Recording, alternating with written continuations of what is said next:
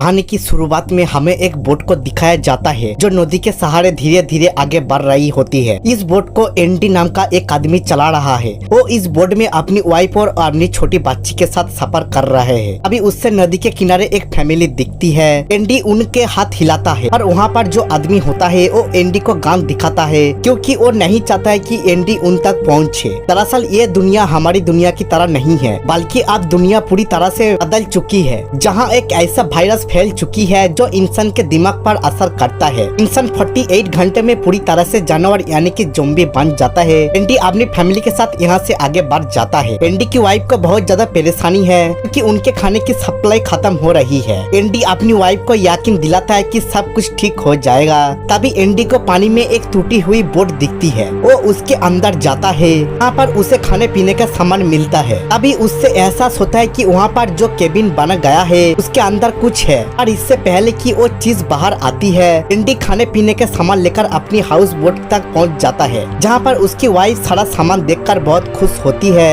Andy कहता है कि हमारे पास अब 2-3 महीने की राशन है और एंडी की वाइफ चाहती है कि वो और अभी जरूरत का सामान लेकर आ जाए, इसलिए वो एंडी को बिना बताए उस बोट के अंदर चल जाती है। और जब वो सामान लेकर बाहर आ रही होती है तभी कोई चीज उस बोट के अंदर खींच लेती है। इसके बाद जब एंडी अपनी वाइफ को अपनी हाउस बोट में वो देखता है कि उसका पैर पूरी तरह से जख्मी है। ये देखकर वो घबरा जाता है। एंडी की वाइफ चाहती है कि वो बोट से उतरकर कहीं चले जाए क्योंकि वो भी अब इस वायरस से इन्फेक्टेड है, लेकिन एंडी ऐसा नहीं चाहता। वो कहता है कि इस पानी में बहुत सारे ऐसे जीव है जिनके बारे में हमें नहीं पता, हमें किसी चीज ने काटा है। एंडी की वाइफ कहती है कि उसकी उंगलियां थी, यानी कि वो एक ज़ॉम्बी था। इस बात से एंडी का बहुत दुख होता है। अपनी वाइफ को कहता है कि तुम्हारे पास 48 घंटे है, अब तक मैं तुम्हें डॉक्टर के पास ले जाऊंगा। हालांकि उसकी वाइफ नहीं चाहती, पर एंडी अपनी वाइफ को किसी भी कीमत पर खोना नहीं चाहता, इसलिए वो अपनी हाउस बोट को छोड़कर सड़क के रास्ता डॉक्टर तक पहुंचने के लिए सफर तय करते हैं। रास्ते में इन्हें बहुत सारी गाड़ियां भी मिलते हैं। ये आगे बढ़ जाते हैं, पर कुछ ही दूर जाने के बाद एंडी की वाइफ की तबीयत खराब होने शुरू हो जाती है,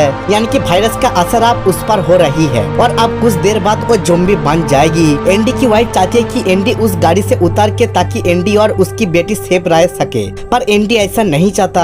उसे मना कर वापस गाड़ी में बिठा देता है और जब वो आगे बढ़ रहे होते हैं तभी उनकी गाड़ी के आगे एक ज़ॉम्बी आ जाती है, जिस वजह से इनका बैलेंस पूरी तरह से आउट हो जाता है और उनके गाड़ी का एक्सीडेंट हो जाता है। इनके एक्सीडेंट में एक लड़की एंडी के वाइफ के पेट के आर पार हो जाता है, यानी कि अब वो कुछ ही देर में मरने वाली है। यहाँ पर एंडी को भी काफी चोट लगी होती है, इसलिए वो बेहोश हो जाता है और जब उसे होश आता है तो देखता है कि उसकी वाइफ की बॉडी में पूरी तरह से इन्फेक्शन फैल चुका है, यानी कि अब वो पूरी तरह से ज़ॉम्बी बन चुका है। और अपनी सेंसेस खोने से पहले उसने दरवाजे पर लिखा होता है कि सेवर, यानी कि उसने अपने हस्बैंड को अपनी बेटी को बचाने के लिए कहा है। एंडी ये अपनी छोटी से बेटी को पीछे से उठाने के लिए हाथ पीछे की तरफ बढ़ता है और तभी उसकी वाइफ उसके हाथ में काट लेती है। एंडी किसी तरह से अपनी बेटी को गाड़ी से बाहर निकालता है। वो पूरी तरह से टूट चुके हैं क्योंकि उसने अपनी वाइफ को खो दिया। साथ ही साथ 48 घंटे में इस वायरस का असर उसकी बॉडी में पूरी तरह से फैल जाएगा। उसे नहीं पता कि उसके बाद उसके बेटी का ध्यान कौन रखेगा। एंडी अपनी गाड़ी में 48 घंटे के अलार्म सेट कर देता है। तभी वो देखता है कि वहाँ पर वो आदमी है जो उनकी गाड़ी के आगे आ गया था और जब एंडी उसके पास जाता है तो वो देखता है कि वो पूरी तरह से वायरस इन्फेक्टेड है। वो एक लड़की उठा लेते हैं। तभी वहाँ पर एक लड़की आता है जिसका नाम है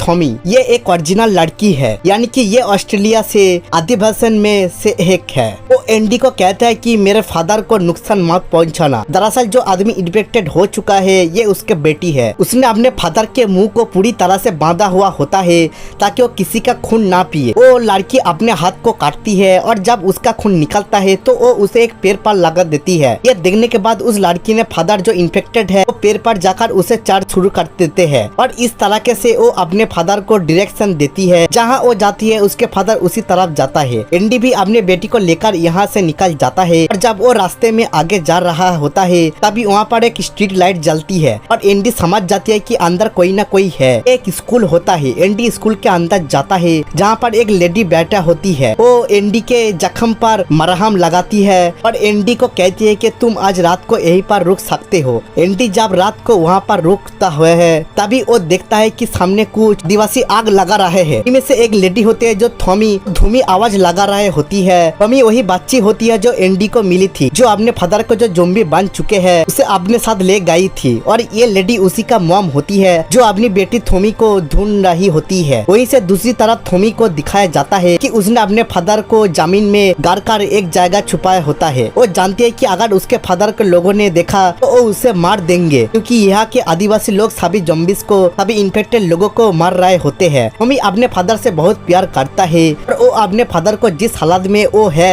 उसी हालत में हमेशा के लिए बचा कर चाहती है। वहीं अब एंडी अगली सुबह यहाँ से निकलने लगती है। तो इसी के साथ पार्ट 1 खत्म होती है। पार्ट 2 में मिलते हैं जल्दी। बाय।